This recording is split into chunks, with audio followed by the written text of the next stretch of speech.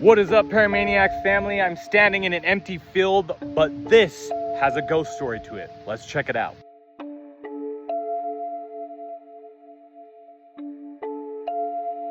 This is historic Fort Bridger, and this field in particular has paranormal activity. I want to read you guys what is on this plaque because it talks about the paranormal history of this field. So mostly in the beginning, it's talking about the history and adult beverages they used to drink, the soldiers of the camp.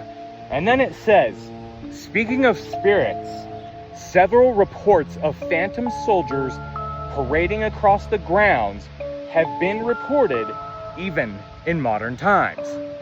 This is where they used to get ready in the morning, set up camp, and do all their routines. If you're in the area, make sure you come check it out. Until next time, peace.